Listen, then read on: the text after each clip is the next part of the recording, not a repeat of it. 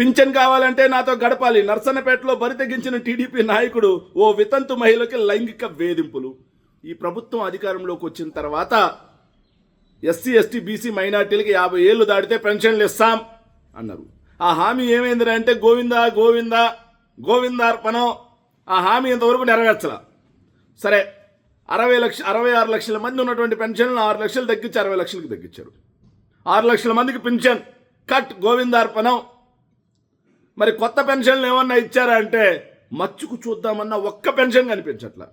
గ్రామాల్లో తెలుగుదేశం పార్టీ నాయకులే దుర్మార్గం.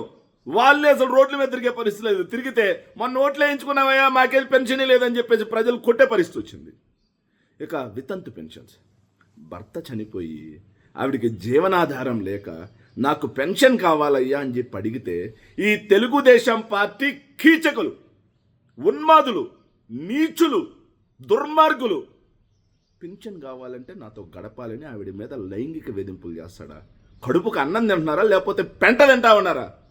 ఒక మహిళ, ఒంటరి మహిళ, భర్త లేడు, వితంతు మహిళ పెన్షన్ అడిగితే దగ్గరుండి ఒక అన్నలాగా ఒక తండ్రిలాగా ఇప్పించాల్సినటువంటి అధికార పార్టీ నాతో గడపాలి అని చెప్పేసి మాట్లాడుతున్నారంటే, శ్రీకాకుళం జిల్లా నర్సన్నపేటలో సిరి అలియాస్ చిరంజీవి అనే అతను ఒక వితంతు మహిళ పెన్షన్ కావాలంటే ఈడొక తెలుగుదేశం పార్టీ నాయకుడు అంట.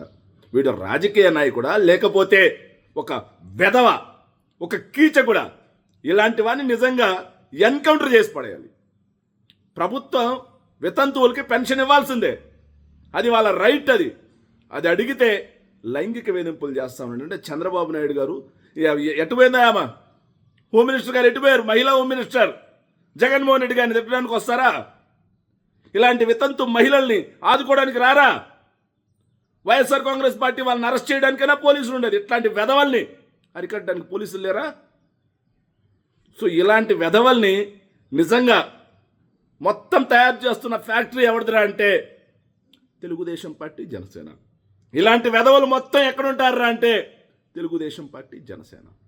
సో ప్రజలు కూడా ఆలోచన చేయాలి. మార్పు కావాలంటే ఇలాంటి వెధవలు ఉండాలా, లేకపోతే ఇంటి దగ్గరికే పెన్షన్ తీసుకొచ్చే విధానం ఉండాలా అని చెప్పేసి ఆలోచన చేయాల్సినటువంటి అవసరం ఉంది. Thank you.